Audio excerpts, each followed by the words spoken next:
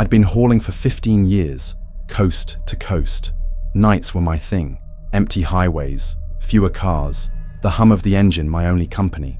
But that December, the weather turned brutal. A storm chased me across I-80, flurries cutting visibility, down to nothing. Dispatch told me to pull over. I told them I'd push through. Deadlines don't care about snow. By midnight, I was the only set of lights for miles. The CB was dead. My phone had no signal. Just me, my rig, and the endless howl of the storm. That's when I saw the hitchhiker. He was standing at mile marker 313, barely visible through the snow. No car, no tire tracks.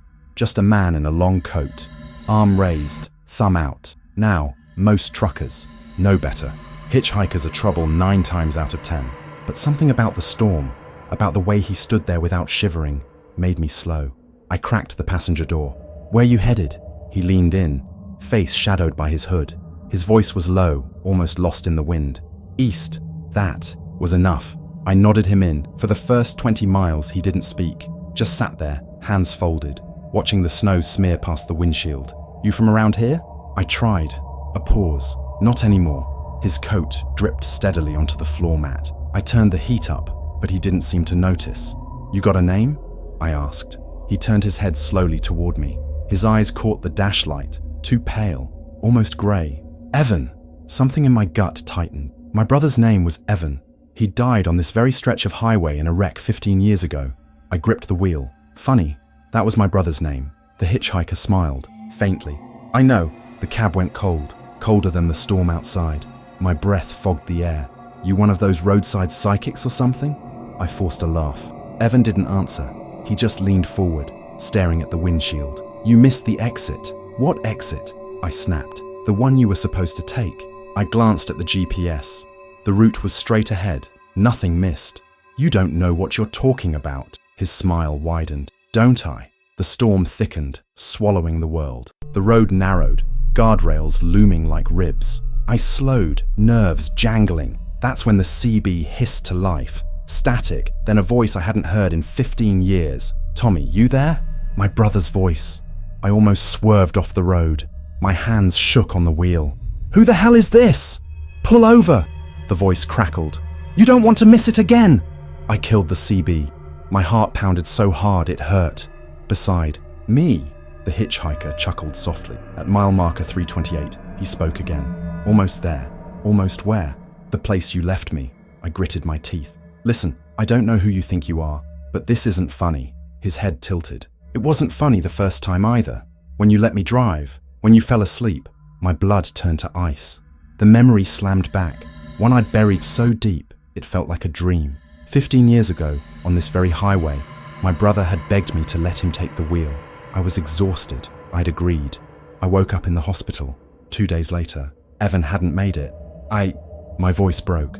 That wasn't my fault. It was the ice. The hitchhiker leaned closer, his grey eyes burning. The road remembers. The world outside warped.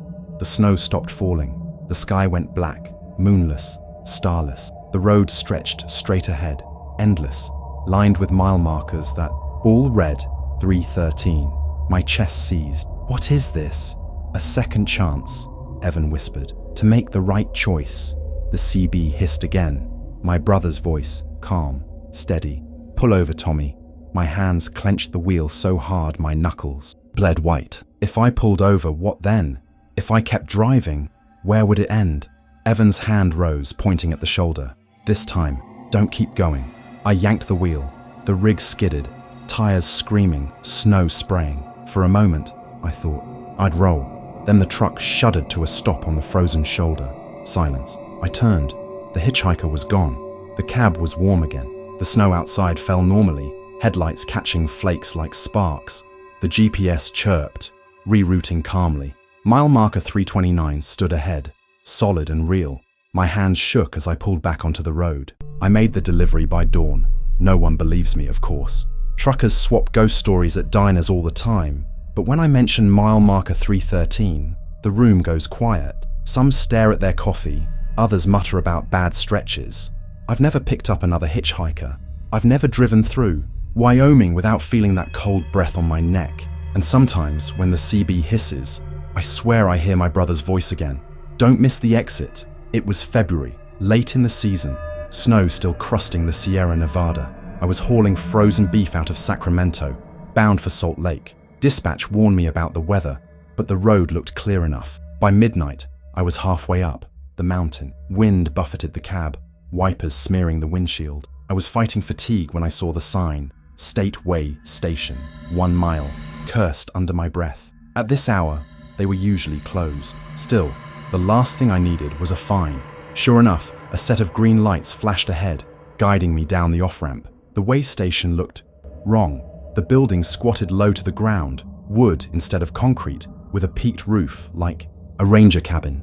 The bay doors were warped, paint peeling. A single bulb flickered above the scale, but the open sign glowed red, so I rolled in. The scale clunked under my tires. The intercom crackled. Pull forward, driver. Park and step inside. The voice was flat, metallic, not quite human. I did as told, though unease tightened my gut. Inside, the station smelled like damp wood and rust. The counters were bare, no pamphlets, no scales. Behind the glass booth sat a man in a state trooper's uniform. His badge was tarnished. His face pale, lips cracked. "Papers," he said. I slid mine under the glass. He didn't look at them, just stared at me with eyes too dark, like the pupils swallowed the irises. "Weight's off," he muttered. I frowned. "Can't be. I scaled in Sacramento." He tapped the desk. "Something's missing." I didn't like how he said it, like he wasn't talking about cargo. "Look," I said, "if there's a problem, I'll call dispatch." The intercom hissed again, not from the booth, from the walls. "Pull forward, driver.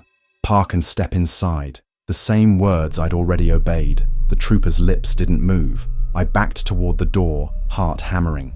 "I think I'll be going." His eyes followed me. "Once you enter, you don't leave empty." I bolted. The lot outside was empty. No other rigs. No tire tracks but mine. I climbed into the cab, slammed the door, fired the engine. The dashboard lights flickered. The CB hissed to life. "Weights off.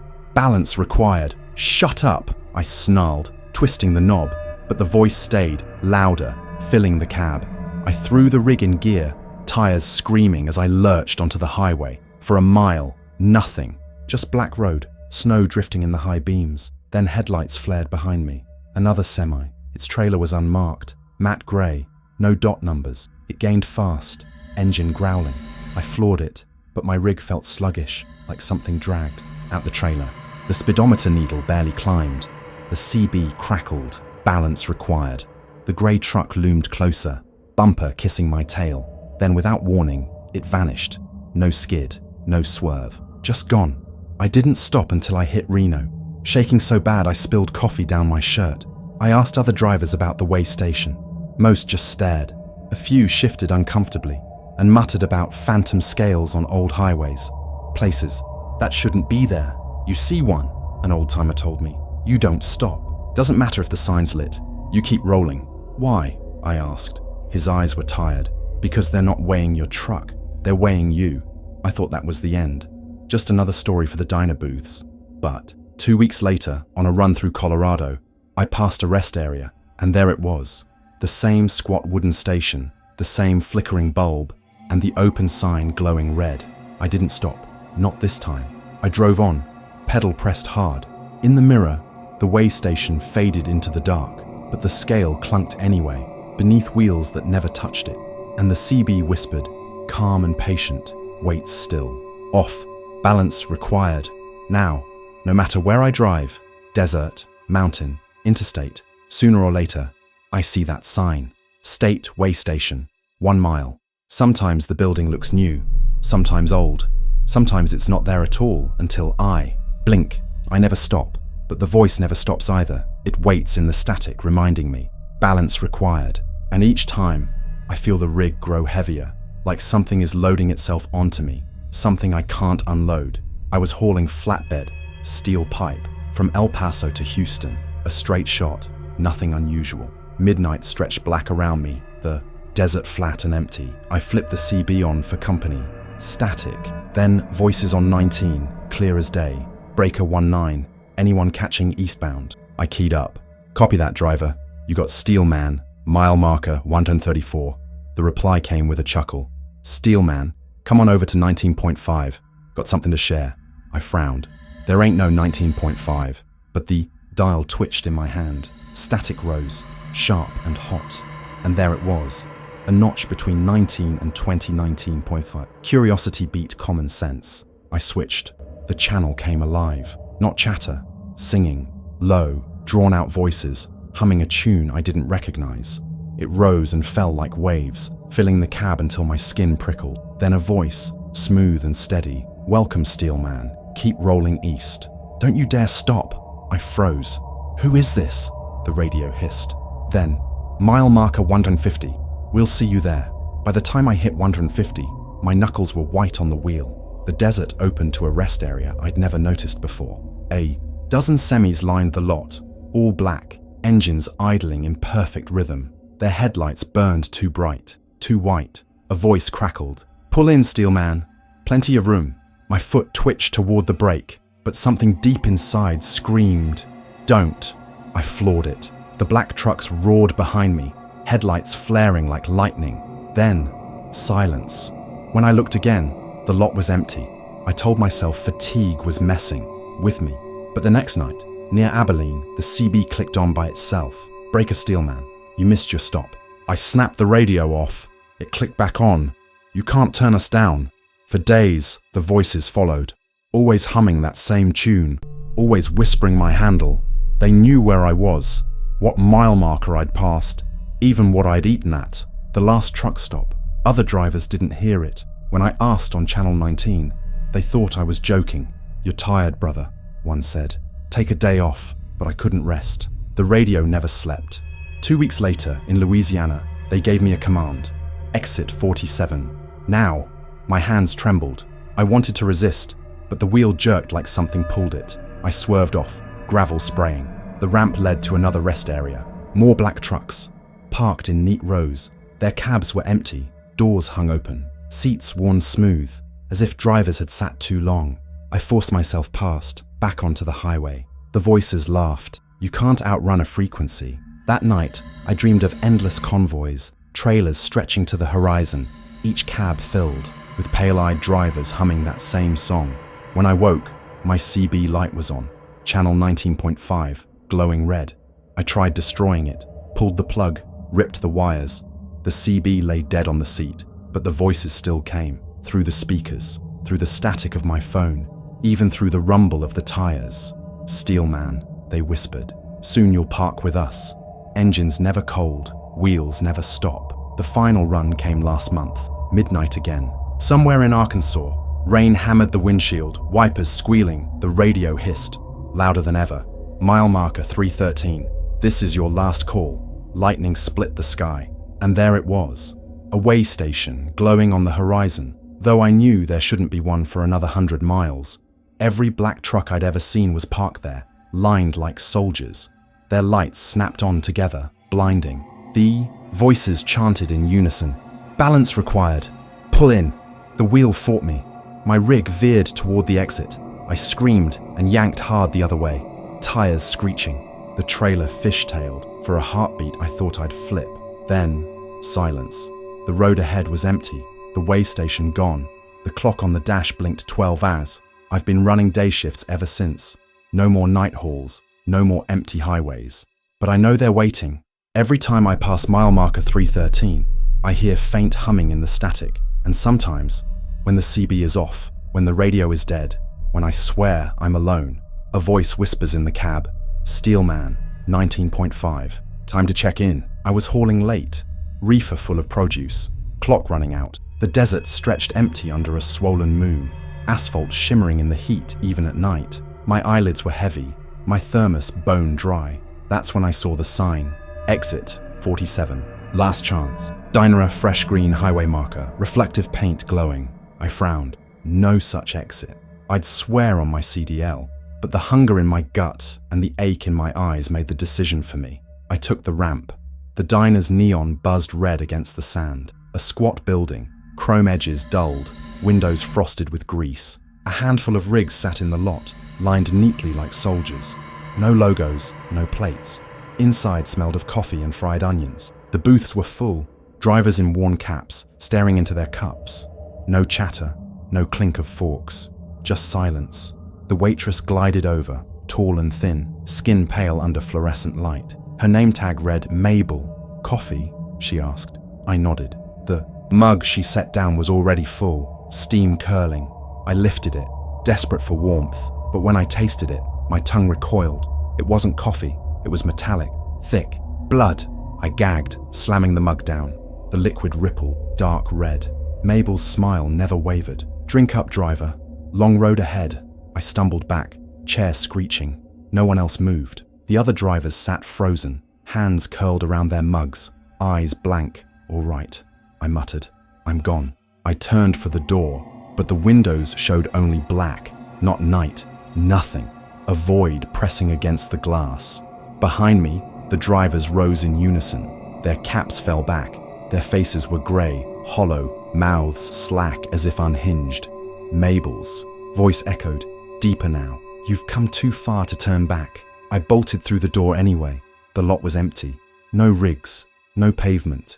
Just endless desert, flat and pale, under a dead sky. My own truck sat alone, headlights glowing weakly. I scrambled inside, fired the engine, and tore back toward the ramp. Only there was no ramp, no highway, just sand stretching forever. I drove blind, speedometer climbing, sweat soaking my shirt. The CB crackled to life. "Exit 47, a dozen voices whispered in chorus. "Last chance. Don't miss your stop." I yanked the cord, but the static bled into the speakers, into the engine, into my bones. Lights appeared ahead, neon red, buzzing, the diner, waiting. I slammed the brakes. Gravel sprayed, trailer shuddering. The sign glared down at me. Exit 47, Last Chance Diner. Same sign, same lot, same building. I hadn't turned around, but it had found me again. I don't remember getting out. One moment I was gripping the wheel, the next I was back in the booth. Mabel poured me another cup. "You'll drink this time," she said. Around me, the other drivers sipped obediently, crimson staining their lips. I raised the mug. My hands weren't my own. The blood steamed against my mouth, and I drank. When I woke, I was parked on the shoulder of I-40, sun burning through the windshield. My logbook showed 6 lost hours. The mug from the diner sat in my cup holder, still warm. That was 3 months ago. Since then, I've tried to avoid night hauls, but sometimes the road decides for you. And when the fatigue sets in, when the desert yawns wide and the horizon blurs, I see it, a green sign, reflective paint. Exit 47, Last Chance Diner, and I know if I ever stop again, I won't leave. Dispatch called at 2 a.m. Special load, hazard class, pays triple. I was dead tired, but money talks. They gave me an address near Ash Hollow, middle of nowhere. No warehouses, no depots, just an abandoned textile mill. A man in a long coat stood by the dock, pale under the sodium. Light. He handed me the bill. His signature was nothing but a jagged line. "Seal it," he said. His voice was flat, like it hadn't been used in years. I backed in, felt the forklift rumble, heard the screech of metal on metal. When I checked the trailer, a single crate sat centered on the floor. Black steel, bolted shut. No markings, no hazmat stickers. Still, the bill read, Class 9 Miscellaneous Hazardous. Destination, Baltimore. I signed. He shut the doors, and I rolled out. The first hour was smooth. Empty highway, cicadas in the dark, but the weight felt wrong. Too heavy for one crate, yet the axle gauge read normal. At 3:17, the CB spat static. Voice whispered, "Driver, don't look inside." I jerked, nearly swerving. "Who is this?" No answer. I didn't stop. Not this time. I drove on, pedal pressed hard. In the mirror, the way station faded into the dark, but the scale clunked anyway, beneath wheels that never touched it. And the CB whispered, calm and patient, wait still. Off, balance required. Now, no matter where I drive, desert, mountain, interstate, sooner or later, I see that sign. State Way Station, 1 mile. Sometimes the building looks new, sometimes old. Sometimes it's not there at all until I blink. I never stop, but the voice never stops either. It waits in the static, reminding me, balance required. And each time, I feel the rig grow heavier, like something is loading itself onto me, something I can't unload. I was hauling flatbed, steel pipe, from El Paso to Houston. A straight shot, nothing unusual. Midnight stretched black around me, the desert flat and empty. I flipped the CB on for company. Static. Then voices on 19, clear as day. Breaker 19, anyone catching eastbound? I keyed up. Copy that, driver. You got Steelman, mile marker 134. The reply came with a chuckle. Steelman, come on over to 19.5. Got something to share. I frowned. There ain't no 19.5, but the dial twitched in my hand. Static rose, sharp and hot. And there it was, a notch between 19 and 2019.5. Curiosity beat common sense. I switched. The channel came alive. Not chatter, singing, low, drawn-out voices, humming a